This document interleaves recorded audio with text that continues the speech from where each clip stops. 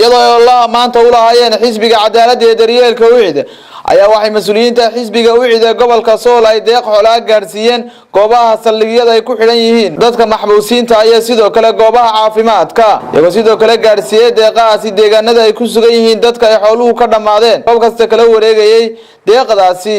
waxgaradka iyo dadka goobahaasi ku sugan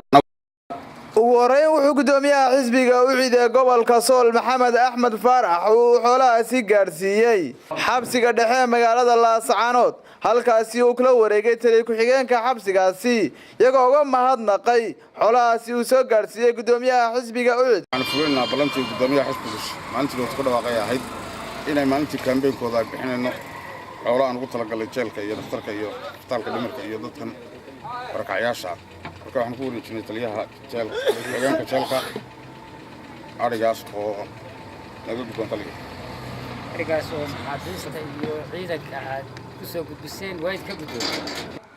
dhanka kale sidoo kale wuxuu gudoomiyuhu gaarsiiyay xoolahaasi dhakhtarka weyn ee magaalada Laascaanood waxa weeye walaalaheenii xanuunsanayay ee qaybta TB-da waxaan u fidinay hadaan xisbiga cadaaladda iyo daryeelka ee UCID maadaama aanu baabuur iyo sameecado iyo muusig la sameyn jiray lacagtii ku baxaysay ee qarashka halka ku lumaysay inaanu ku caawino oo xoolo u siino walaalahayaga xanuunsanaya ilaahay subxaanahu wa ta'aala agtiina aanu ajar kaga dalabno xisbiyada kalena ay nagu daydaan oo macnaha meesha munaasibka ee lacagta u baahan la geliyo hadaan isbitaalka Laascaanood nahay xisbiga UCID oo ari noo keenay maanta oo jimco ah ari u keenay bukaanjiifka TB-da iyo bukaanjiifka isbitaalka oo dhan waa sidii ugu horeysay xisbiyadu noo yeeleen runtii ari naloo keeno waqtiyadan xisbiyadu ku jiraan in doorashada iyo ololaha kuwa kale inay ku daydaan sida gudoomiyuhu yiri waanu jeclaan lahayn kudhadayaduba aad baan mar labaad ugu mahadnaqaynaa xisbiga UCID iyo gudoomiyaha UCID iyo sidoo kale goobaha ay ku xareysan yihiin dadka dhimirka warshado ahaa in maanta jimcaha aanu kaambeen gareeno dhakhtarka manhal caanood ee dhimirka ayaanu ku wareejinaynaa haddii la yiraahdo xoolo booqday xisbiga UCID maanta saddexaad ololaha ay tahay waxaan maray xisbiyada kale uu ka duwan yahay oo kuwa kale ololeynaya suuqa iyo baabuur iyo wax la dhexmarayeen isagoo go'aansaday siday noo sheegeen maxamed Axmed xogayaha waa gobolka inay xoolo u qaybinayaan meelaha kala duwan sida agoonta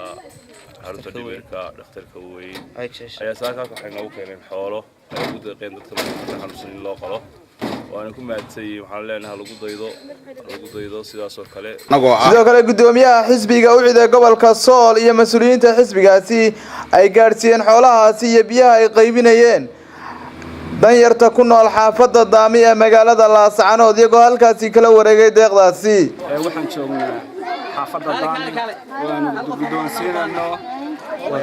deeq xoolaha oo ugu talagalay xisbiga UCID waxaad ogtihiin anagoo xisbiga UCID waxa la yiraahdo maanta u dhaxmaa inta kaambeenka ololaha anagoo على الجلوسية علي أو ساكت سبحانه وقبله حافظ داني أو نفسه فلوسية سيدا تعود السن gudoomiyaha xisbiga UCID ee gobolka Sool iyo mas'uuliyiinta xisbiga ee gobolka ay wehelinayaan ay safar ugu baxeen deegaanada Ari Cadeeye Canjiid iyo Goor iyo sidoo kale degmada Daarasalaam iyagoo halkaasi gaarsiiyay xoolaha ay ugu tala galeen inay gaarsiiyaan dadka ay xooluhu ka dhamaadeen Maxamed wacala aali wa asxaabihi ajmaciin annagoo ah xisbiga cadaaladda iyo daryeelka UCID ee gobolka Sool maanta waxay maalintii saddexaad ee ololaha kaambeenka بعد وجدونه هبين صدحات وحوشة قدوميها حسب كان جنرال فيصل على ورابع المالين كجمعها وأنا كوب بيجنا هاي مالين تيدي أولولها أنا وجود بدل إنه أنا ضد كدن يرتاع وجود بدل واحد تروح هالكي أنا بابور الضماشات يحكي قبل هالكين لاي إن أنا وجود بدل محيط واحد ضد كي ضد واحد ترى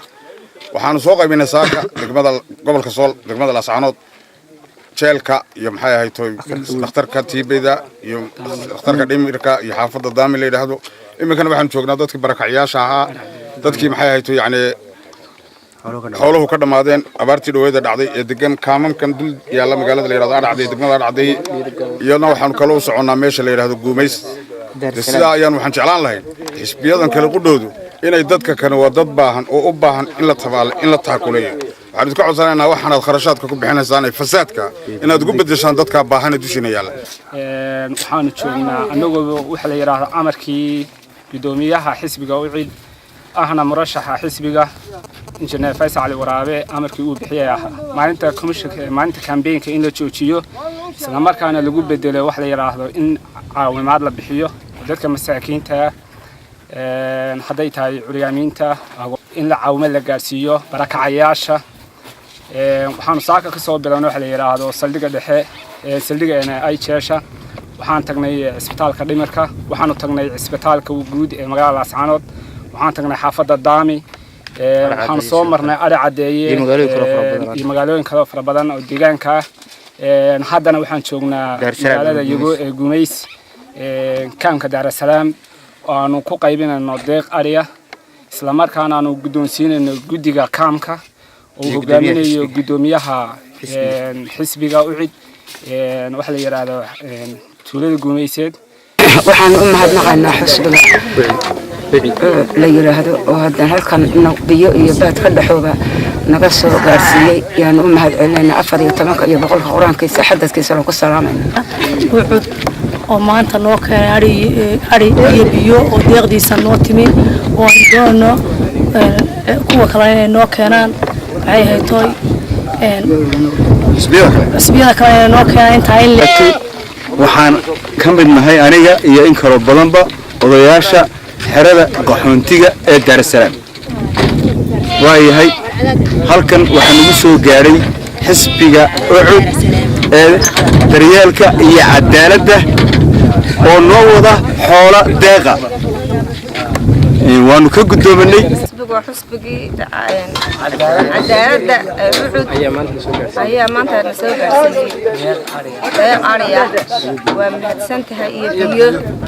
mahadsan yahay waan u mahadcelinaynaa xisbiga UCID bal waxaan ka gudoonay ari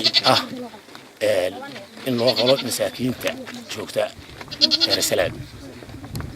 ومحمود آدن أسكر محمود قري TV عالمي Somali News Laascaanood